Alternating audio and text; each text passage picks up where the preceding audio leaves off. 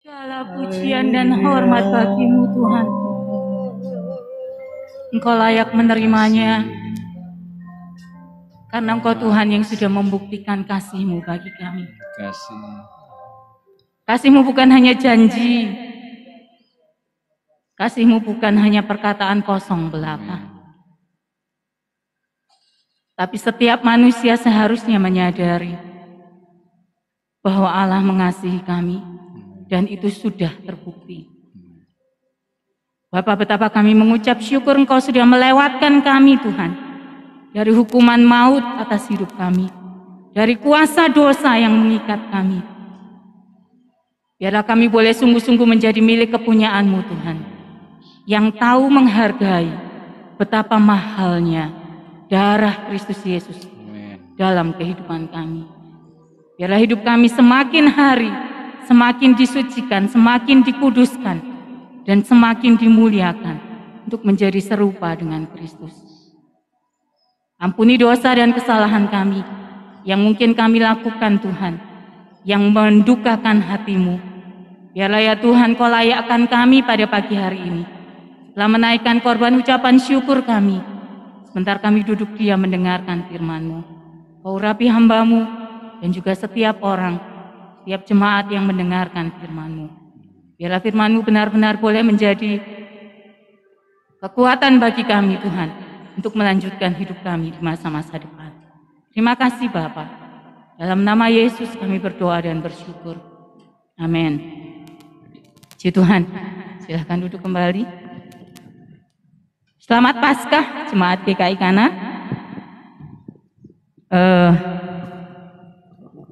Kok lemes ya? Ya, selamat Paskah. Oke, gak apa-apa. Bapak Ibu Saudara tahu apa artinya Paskah? Ada yang tahu apa artinya Paskah? Gimana Pak Adi? Proses penyalipan. Penyalipannya siapa? Dua orang di samping kiri kanan Yesus? Penyalipan Tuhan Yesus. Ada yang tahu lainnya? Apa arti Paskah?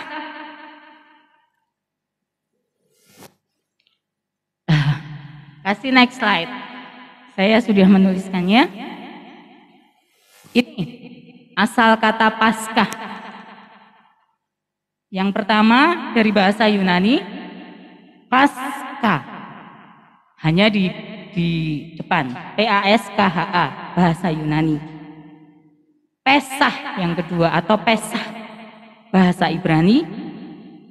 Dan yang ketiga Passover, bahasa Inggris. Mungkin Bapak Ibu Saudara yang punya WA group pernah terima ucapan selamat Paskah, Happy Passover. Happy Passover. Tapi ada juga yang Happy Easter.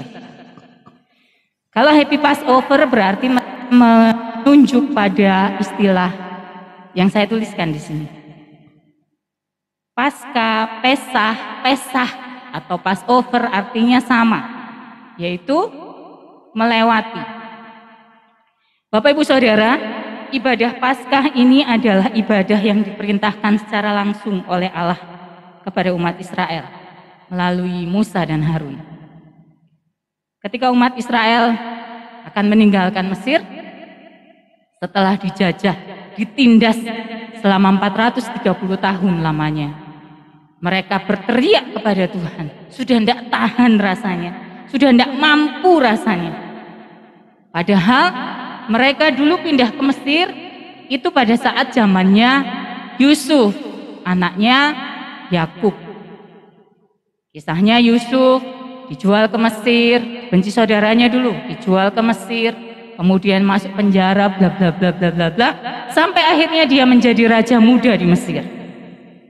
Satu tingkat di bawah Firaun, Firaun bilang, bedanya aku, Firaun dengan kamu, hanya tempat dudukku ini, tahtaku ini, tapi selainnya semua sama. Yusuf menjadi orang kedua di Mesir, dan pada saat itu Yusuf berhasil menjadikan Mesir sebagai negara dengan cadangan bahan pangan yang berlimpah-limpah. Sampai 7 tahun masa kekeringan, tidak ada hasil pangan pun, Mesir bisa menjual hasil panen 7 tahun sebelumnya kepada bangsa-bangsa lain dan juga kepada saudara-saudaranya. Waktu itu terjadilah drama di mana Yusuf menyatakan diri bahwa aku ini Yusuf yang dulu kamu jual.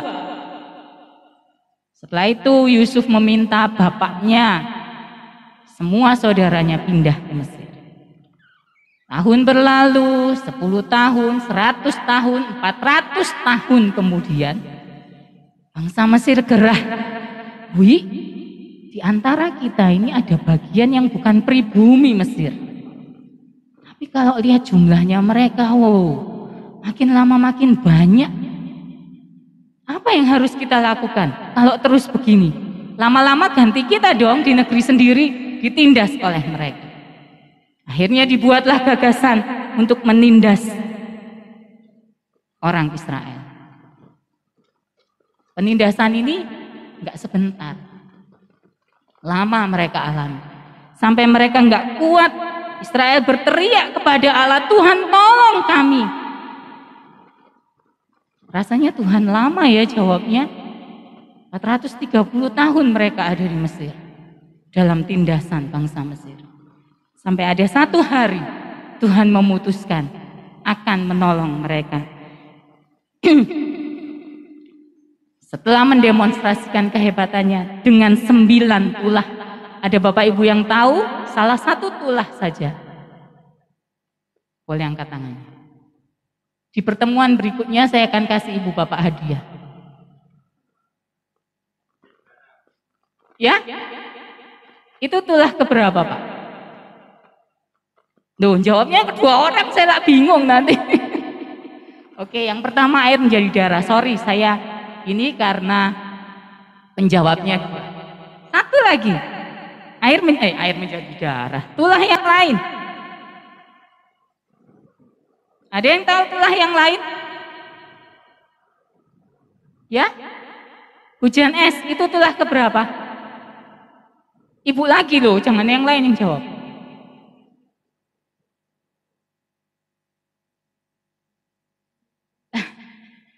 Ya, enggak apa-apa, nanti baca ya, kitab Keluaran. Saya akan baca Keluaran pasal 11 ayat 1. Setelah 9 tulah dikeluarkan oleh Allah, didemonstrasikan di depan Firaun dan Mesir. Sekarang Tuhan mau bilang di Keluaran 11 ayat 1. Tulah ke-10 diberitahukan. Berfirmanlah Tuhan kepada Musa, aku akan mendatangkan 1 tulah lagi atas Firaun dan atas Mesir. Sesudah itu ia akan membiarkan kamu pergi dari sini. Apabila ia membiarkan kamu pergi, ia akan benar-benar mengusir kamu.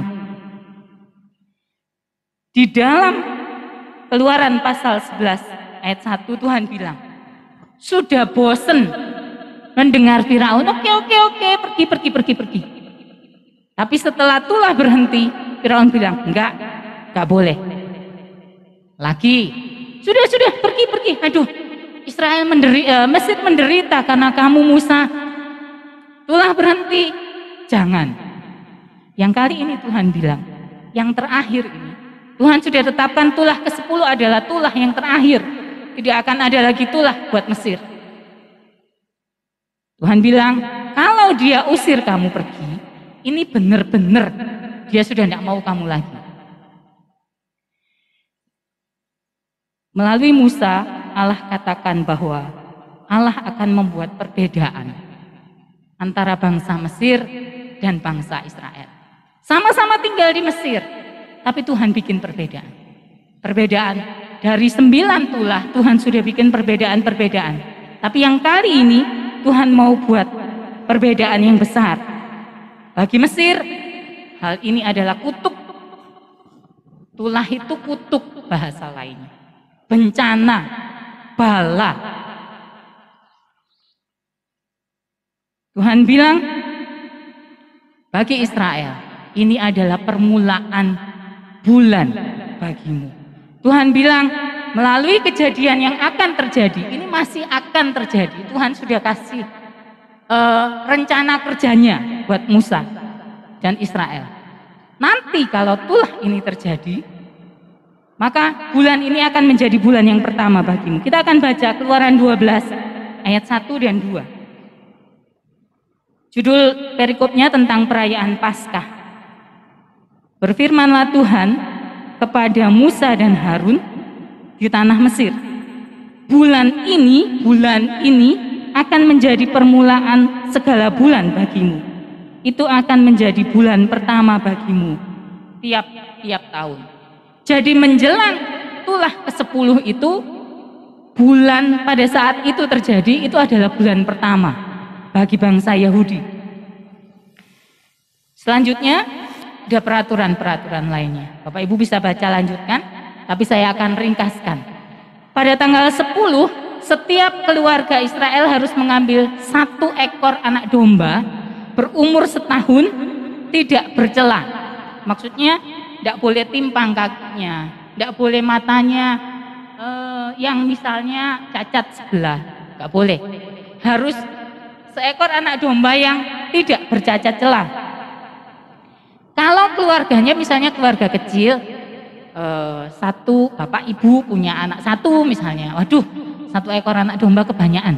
Boleh dia patungan sama tetangganya. Misalnya, oh anakku 1, anakmu 1, berarti kita 6 ya. Kita menyembelih 1 anak domba, boleh.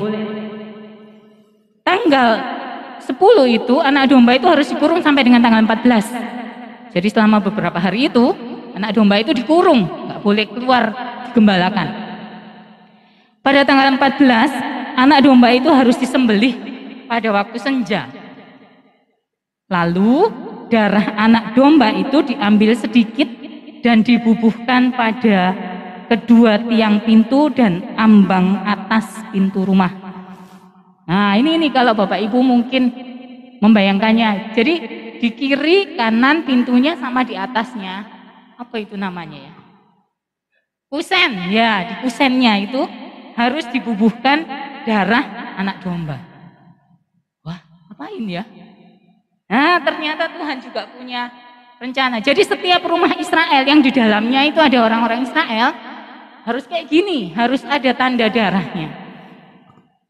Karena Tuhan berkata, malam nanti malaikat maut akan melewati seluruh Mesir.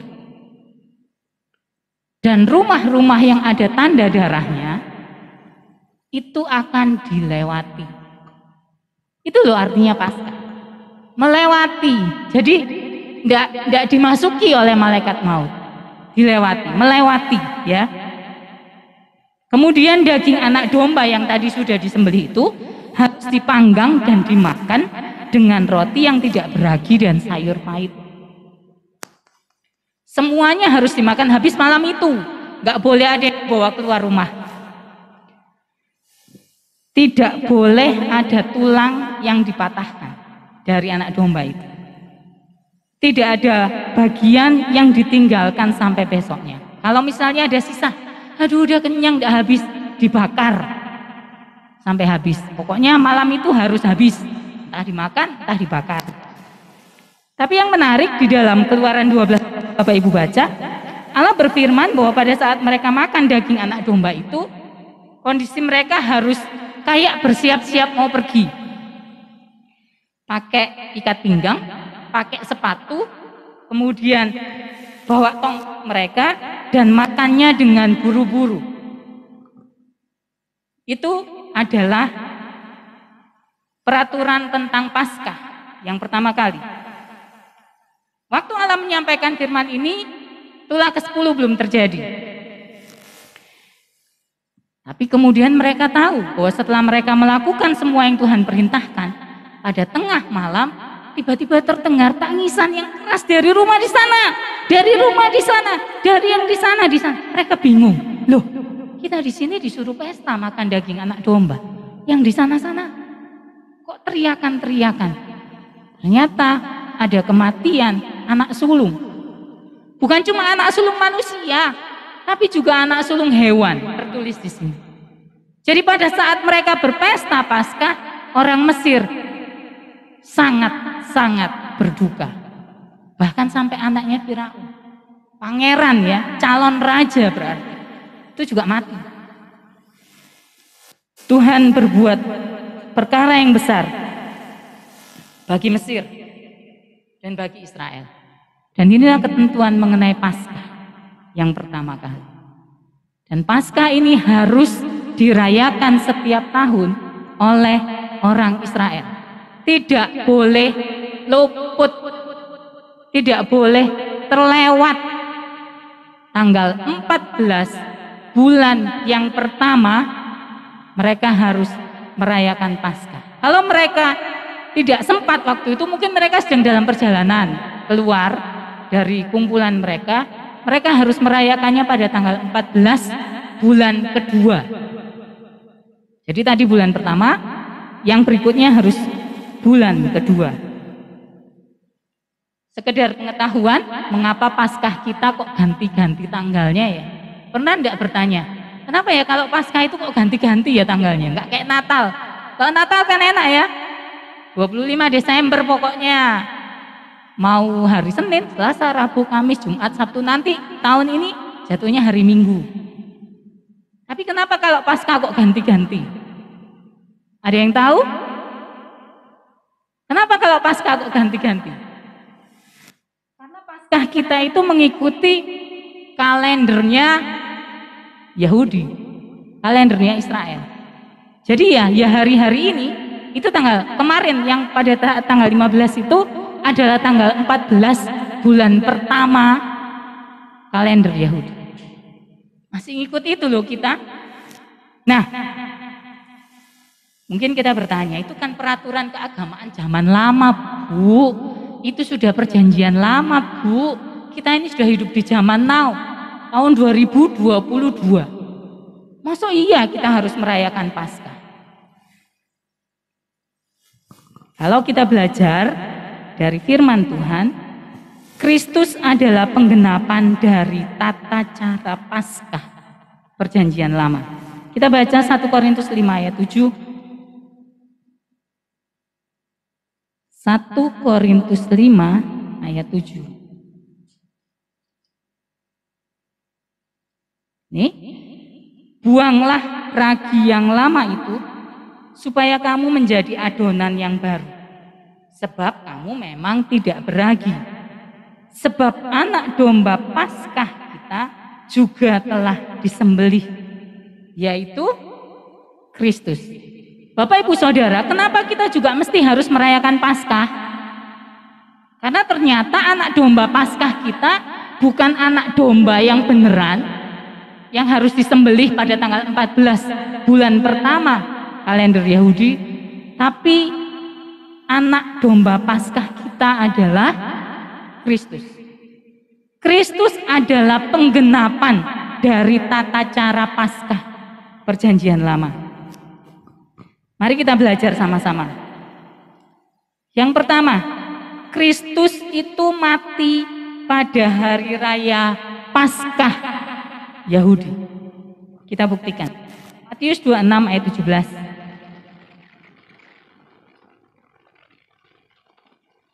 Matius 26 ayat 17. Pada hari pertama dari hari raya roti tidak beragi. Jadi hari raya roti tidak beragi ini 7 hari. Tapi hari yang pertama itu adalah hari Paskah.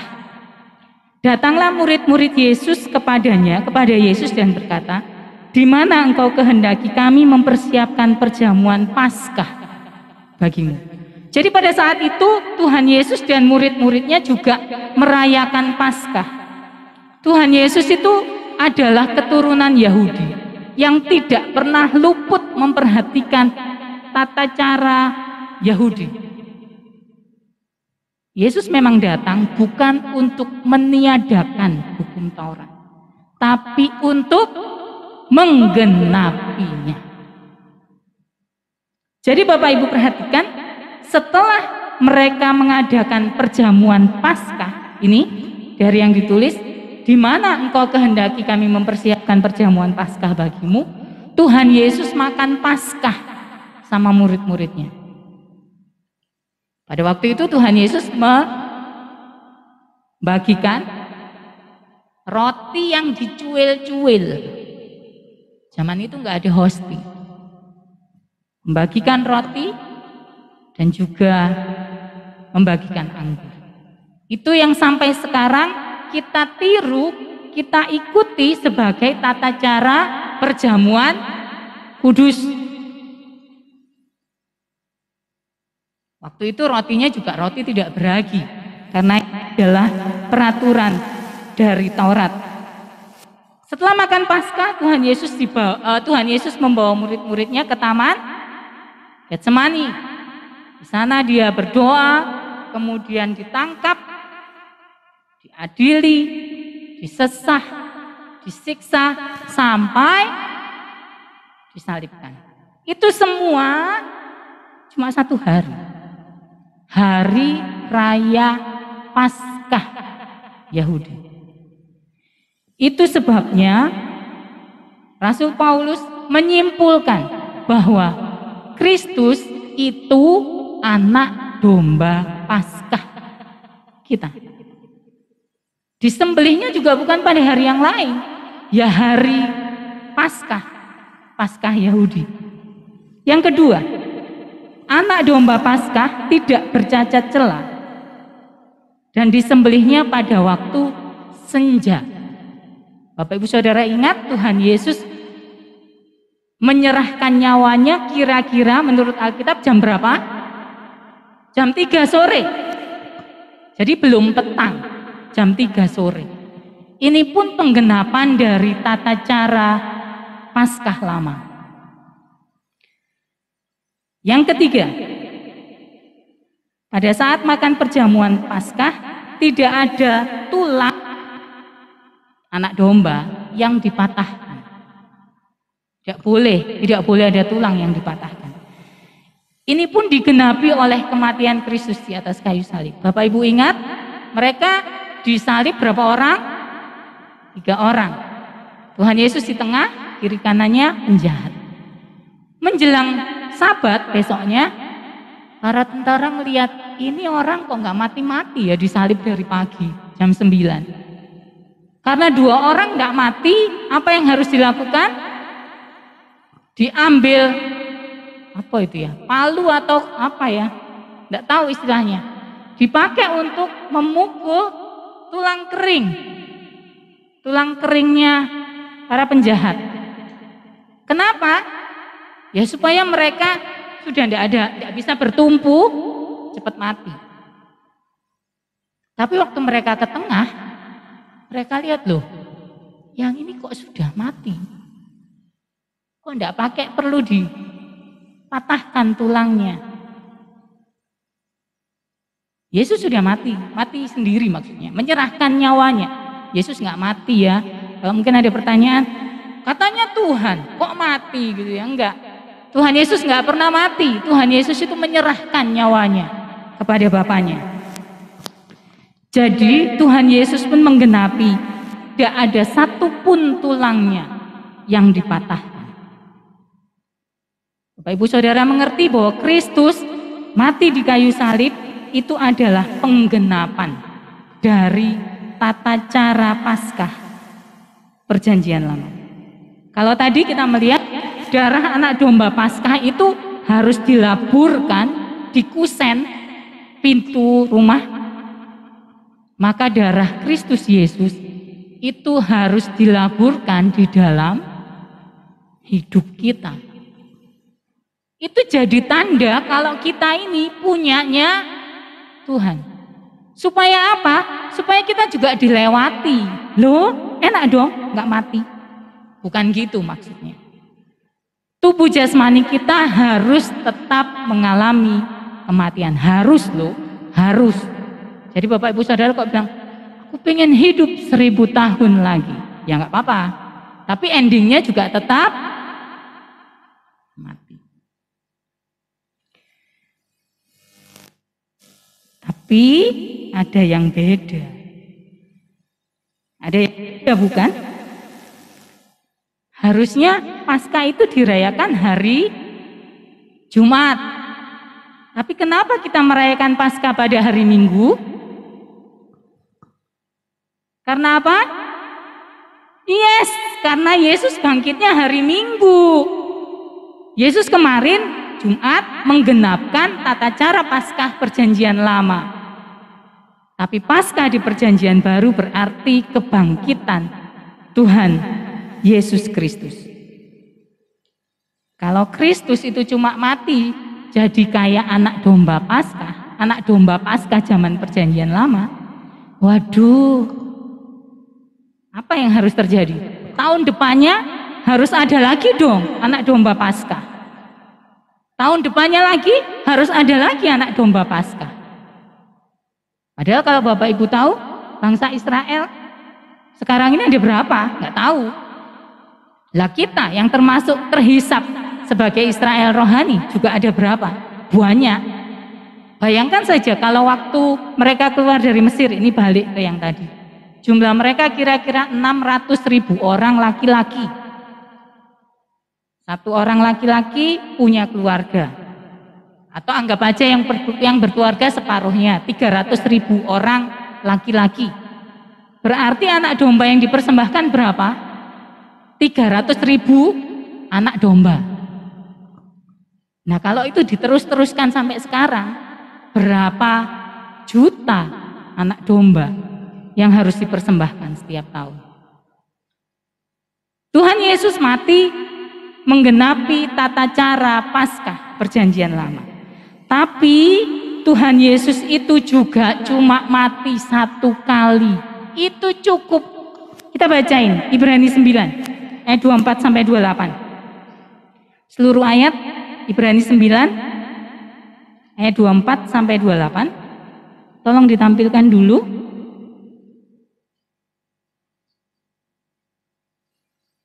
Ibrani 9. Sebab Kristus bukan masuk ke dalam tempat kudus buatan tangan manusia yang hanya merupakan gambaran saja dari yang sebenarnya, tetapi ke dalam sorga sendiri untuk menghadap hadirat Allah guna kepentingan kita. Dan ia bukan masuk untuk berulang-ulang mempersembahkan dirinya sendiri, sebagaimana imam besar setiap tahun masuk ke dalam tempat kudus dengan darah yang bukan darahnya sendiri. Kita tahu di Bait Allah ada ruangan Maha Kudus di pojok sana yang paling jauh dari halaman.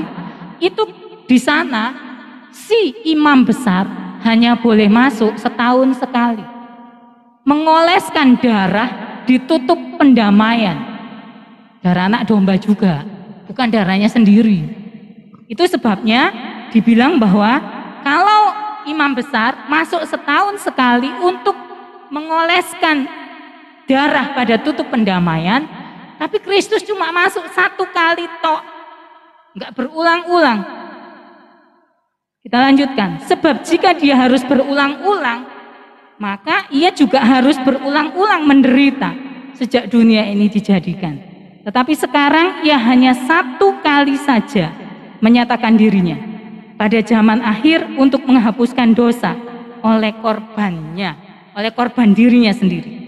Dan sama seperti manusia ditetapkan untuk mati hanya satu kali saja, dan sesudah itu dihakimi, ayat 28 berkata, demikian pula Kristus hanya satu kali saja mengorbankan dirinya untuk menanggung dosa banyak orang. Sesudah itu, ia akan menyatakan dirinya sekali lagi tanpa menanggung dosa untuk menganugerahkan keselamatan kepada mereka yang menantikan dia. Jadi saya tadi pasang gambar juga, Kristus cuma mati satu kali. Tidak perlu ada Kristus yang lain yang dibilang harus mati untuk menebus dosa manusia. Enggak, sudah cukup satu, Kristus anak Allah.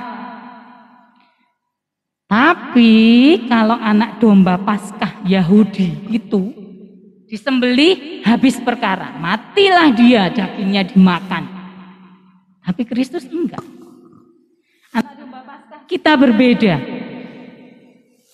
Kematian anak domba Paskah kita bukan akhir dari kisah Paskah. Oh, nanti tahun depan diulang lagi, ada Paskah lagi. Bukan seperti itu. Walaupun waktu di atas kayu salib ada perkataan Tuhan Yesus yang berkata, sudah selesai. Ada di terjemahan yang lain, sudah genap. Sudah tak genapi apa yang diminta oleh Allah Bapa bagi Israel. Tuhan Yesus sudah mengenapkan. Standar Allah atas korban penghapus dosa sudah digenapi. Coba kita bayangkan. Kristus tadi dituliskan cuman mati 1 kali. Tidak akan mati lagi. Terus kalau Tuhan Yesus kita itu mati dan dikubur, amin. Apa yang terjadi? Kalau Tuhan Yesus sudah mati, menggenapkan hukum Allah, kemudian dikubur, the end. Filmnya selesai. Apa yang terjadi dengan kita? Ya ngapain kita ke gereja? Ngapain kita di sini memuji Tuhan? Lawong sudah mati kok. Ya kan?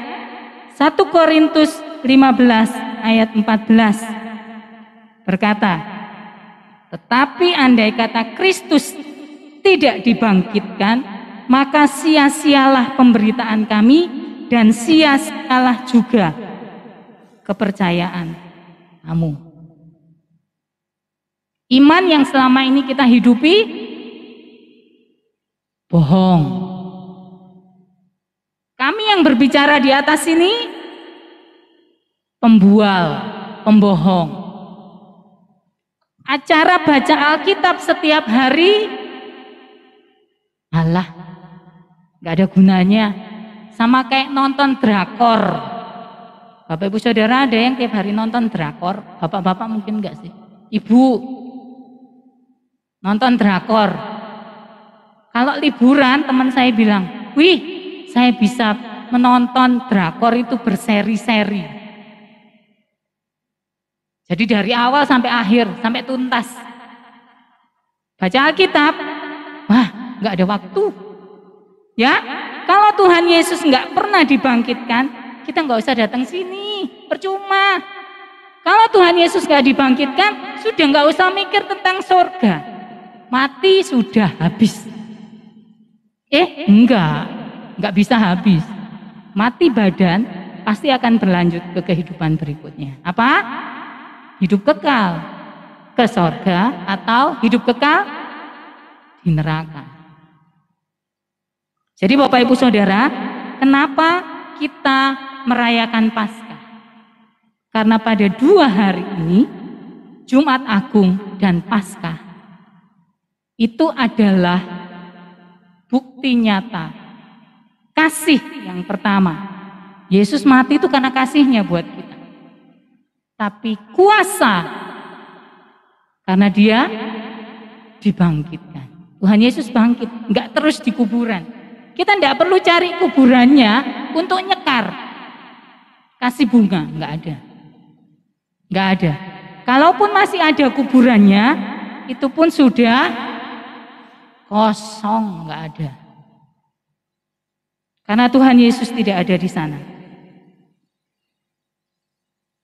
1 Korintus 15 ayat 55 dituliskan, hai maut, di manakah kemenanganmu? Hai maut, di manakah sengatmu?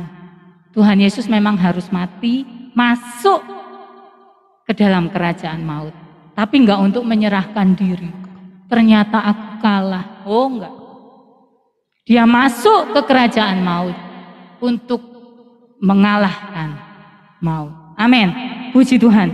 Dan kebangkitannya ini yang akan menjadi dasar. Kenapa sih kita percaya pada Yesus? Apa beda, apa istimewanya Yesus? Mungkin orang-orang sering bertanya, kamu nggak salah ya? Yesus itu loh manusia. Kenapa kamu sembah dia? Memang Yesus manusia, itu benar. Tapi Yesus juga Allah. Itu baru kebenaran yang lengkap. Yesus juga manusia benar, tapi Yesus adalah manusia dan juga Allah. 1 Korintus 15 ayat 57 berkata, tetapi syukur kepada Allah yang telah memberikan kita kemenangan oleh Yesus Kristus, Tuhan kita. Allah menjamin kemenangan kita atas kuasa dosa, karena Yesus Kristus sudah menang atas maut. Pembuktian ini membuat kita juga harusnya menjadi pemenang. Otomatis jadi pemenang? Enggak.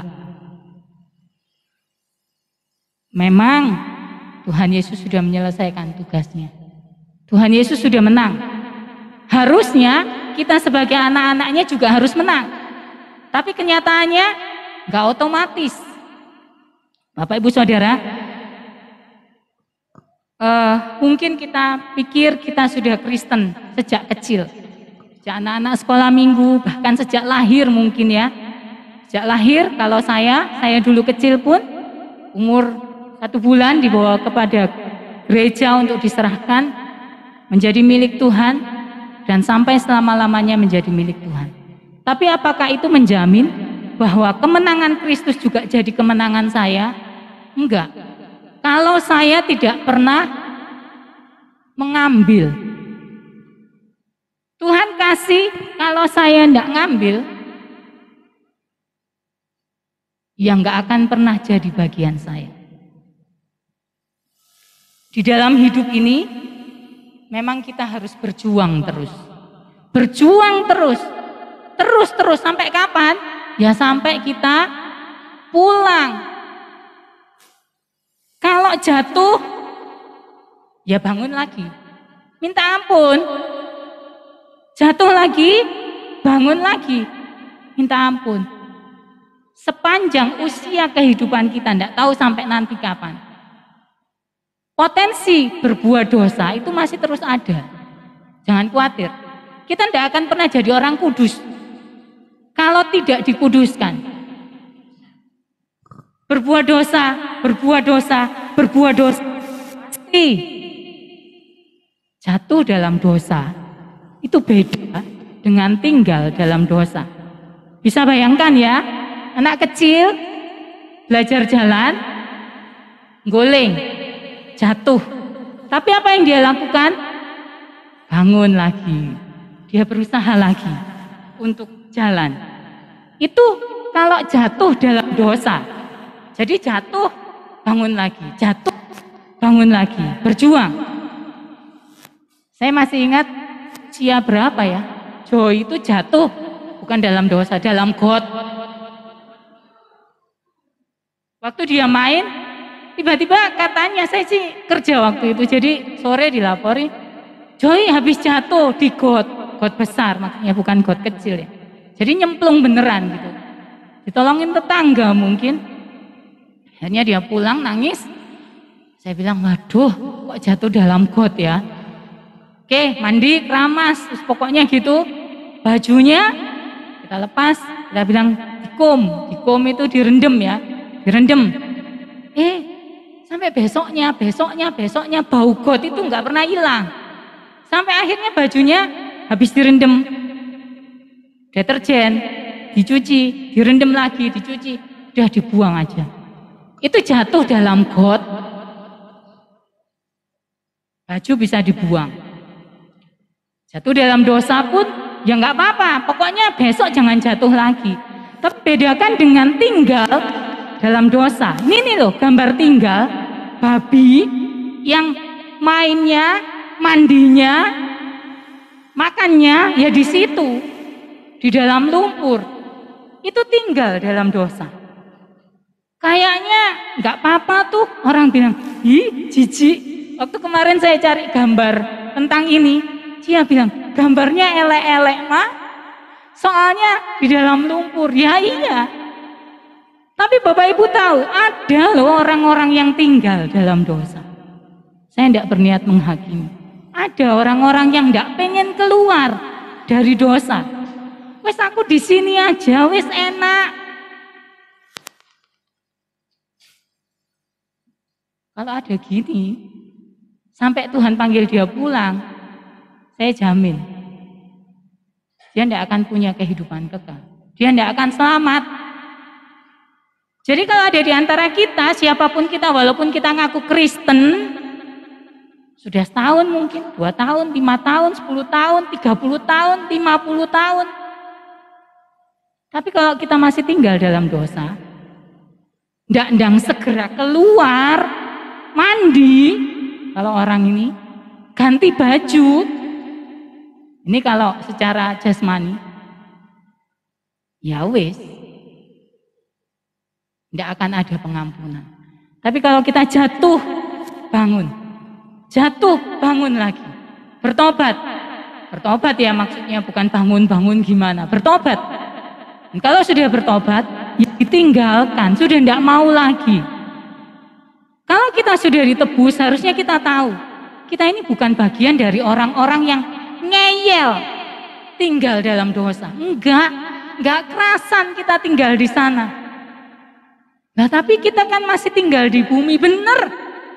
Lingkungan kita ini orang berdosa, yes. Tapi kita harus jadi berbeda dong sama dia. Iya kan? Oh, tapi sulit banget untuk hidup seturut kehendak Tuhan. Benar, kita akan baca Roma 7 ayat 15. Roma pasal 7 ayat 15.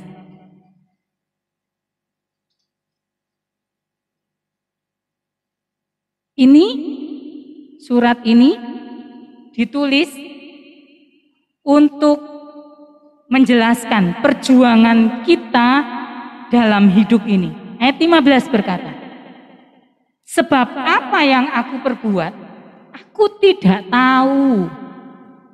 Karena bukan apa yang aku kehendaki yang aku perbuat, tetapi apa yang aku benci itulah yang aku perbuat.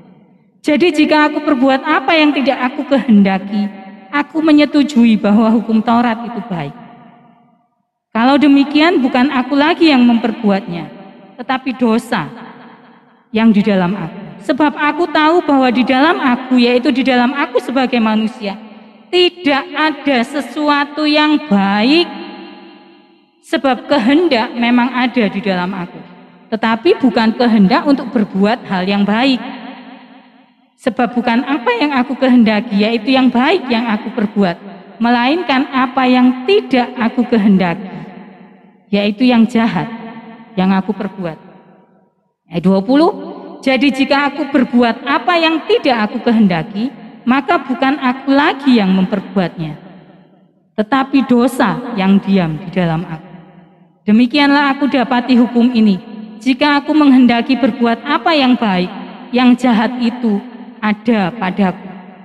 Sebab di dalam batinku aku suka akan hukum Allah, tetapi di dalam anggota-anggota tubuhku aku melihat hukum lain yang berjuang melawan hukum akal budiku dan membuat aku menjadi tawanan hukum dosa yang ada di dalam anggota-anggota tubuh. Penulis kitab Roma bilang, aku ini ngerti apa yang baik, tapi aku tidak berkuasa untuk melakukan yang baik. Aku ini paham norma-norma apa yang ada di dalam yang baik sesuai kehendak Tuhan, tapi aku tidak berkuasa untuk melakukan. Ini loh Bapak Ibu. Jadi apa saya bilang? Walaupun kita ini mengaku Kristen, KTP kita Kristen, sekarang sudah tidak ditulis agama di dalam KTP. Tapi kita masih merasa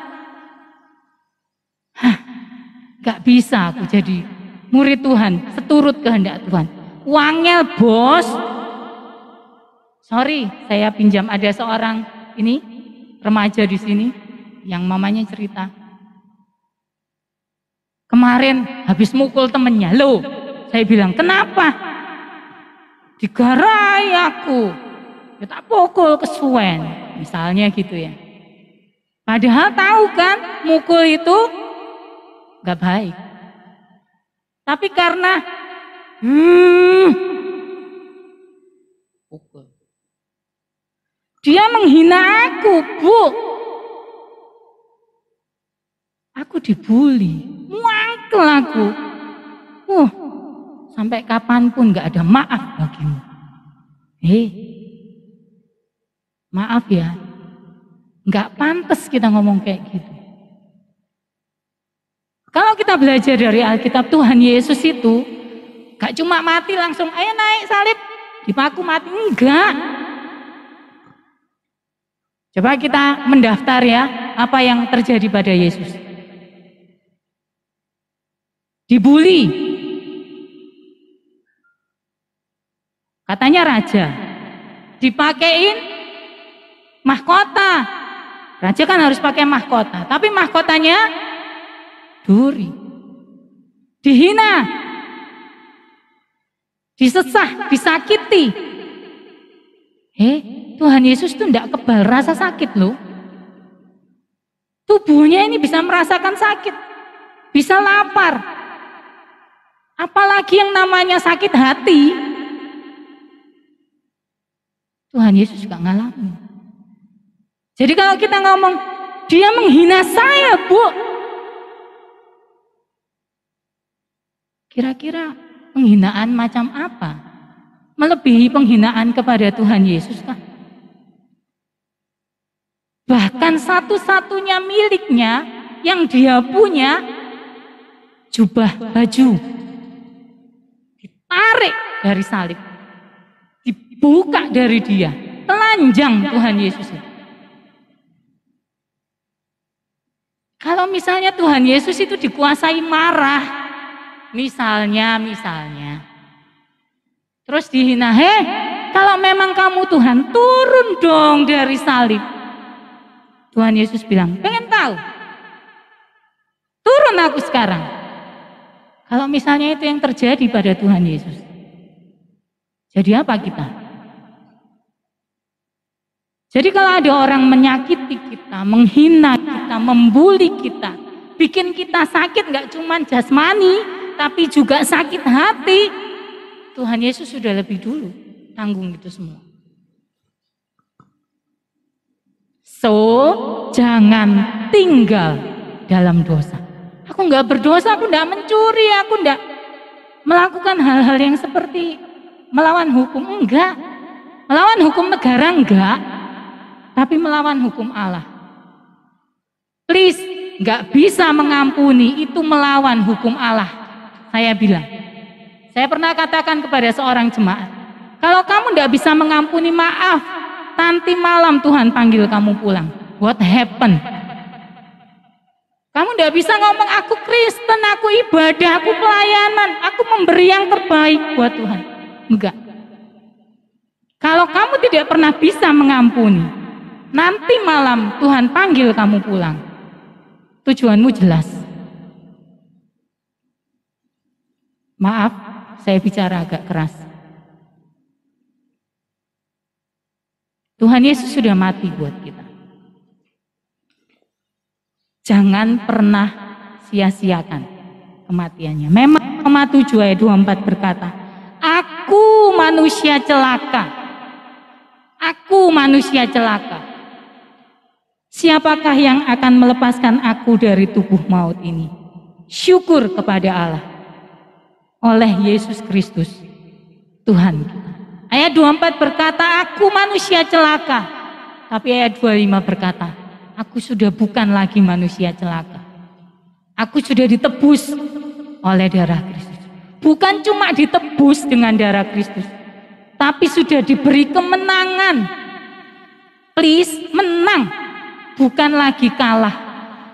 Terhadap apa? Terhadap banyak hal yang mungkin pernah terjadi dalam hidup kita. Kita tidak akan pernah bisa sendiri. Tuhan Yesus bilang, kalau nanti aku pulang ke sorga ketemu Bapa, aku akan minta kepada Bapa supaya Dia kirimkan penolong, Roh Kudus. Jadi jangan pernah berusaha dengan kekuatan sendiri. Aku akan berusaha dengan mendengar firman Tuhan, dengan membaca firman Tuhan. No, kalau tanpa Roh Kudus. Hanya Roh Kudus yang bisa membuat kita mampu menghargai apa yang sudah Kristus lakukan, apa yang sudah Kristus kerjakan. di dalam rangkaian penyelamatan umat manusia. Sekali lagi, Kristus sudah mati, tugasnya sudah selesai, keselamatan sudah dikasih, tinggal kita terima atau no, nggak mau. Kalau nggak mau tidak ada paksaan, tapi silahkan ambil resikonya. Sembah Kau ya Allahku, ku tinggikan nama-Mu selalu, semua lidah kan mengaku Engkaulah Yesus, Engkaulah Yesus, Tuhan Engkaulah Yesus, Tuhan Rajaku. Engkaulah Yesus, Tuhan Rajaku.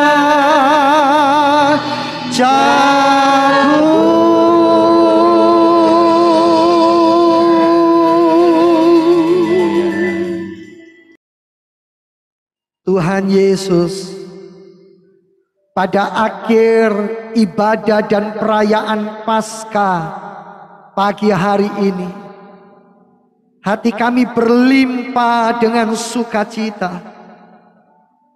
Kami berbahagia, kami mengucap syukur karena kami beroleh kasih karunia. Pagi ini kami mengambil kemenangan Kristus yang akan membawa dan menuntun kami setiap hari, setiap waktu. Kami akan melangkah dan hidup di dalam kemenangan demi kemenangan. Terimalah persembahan yang kami sudah berikan. Semua diperhitungkan sebagai kebenaran. Hati Tuhan disukakan dan berkat Tuhan sudah dilimpahkan bagi kami. Baik persembahan persepuluhan, baik persembahan kasih dari umat-Mu, Tuhan, Engkau memberkati kami kembali dengan berlimpah-limpah. Memberkati semua partner-partner pelayanan yang tiada henti-hentinya kami selalu doakan. Kami bawa di mezbah Tuhan agar kasih karunia, agar kebajikan, agar kemurahan Tuhan selalu menyertai dan dilimpahkan bagi Bapak Ibu, bagi saudara-saudara partner pelayanan dimanapun mereka berada. Tangan kasih dan kuasa Tuhan melingkupi beliau semuanya. Terima kasih untuk hamba-hamba-Mu, baik WL, para singers, semua pemusik, kami yang terlibat di dalam penata layanan, di sepanjang ibadah berlangsung, semuanya diberkati oleh Tuhan. Terima kasih Bapa. Kami menyerahkan bangsa dan negara kami. Kami memberkati negeri kami tercinta Indonesia agar dipenuhi dengan perlindungan, pemeliharaan, penyertaan Tuhan. Memberkati Bapak Presiden dan wakilnya, juga semua jajaran menteri. Kami juga mendoakan TNI dan Polri, semua diberkati. Kami juga mendoakan semua pejabat tinggi dan tertinggi negara. Biarlah negeri kami menjadi negeri yang aman, yang tentram, yang sentosa, di mana umat akan memuji dan menyembah Tuhan. Firman diperdengarkan di seluruh pelosok negeri. Ya Tuhan, inilah kami. Hamba berdoa yang masih kuliah diberkati, yang sudah bekerja diberkati, yang sudah berumah tangga diberkati, yang belum berumah tangga diberkati. Setiap kami dengan kapasitas panggilan dan keberadaan kami, kerinduan pergumulan kami, semua kami letakkan kepada Tuhan. Dan Tuhan sudah memberkati, Tuhan sedang memberkati, Tuhan masih memberkati. Jemaat yang dikasih oleh Tuhan, angkatlah kedua belah tanganmu sebelum kau pulang meninggalkan gedung gereja ini untuk sementara waktu. Terimalah sekarang berkat dari Allah Bapa, cinta kasih kemurahan, damai sejahtera dari Tuhan Yesus Kristus, serta persekutuan dalam Allah Roh Kudus akan menyertai, akan memimpin, akan menopang kehidupanmu hari ini, bahkan sampai selama-lamanya. Pulanglah dan terimalah berkatnya dalam nama Tuhan Yesus Kristus. Puji Tuhan, amin. Selamat Paskah, selamat hari Minggu, selamat berkemenangan dalam Kristus. Tuhan Yesus memberkati.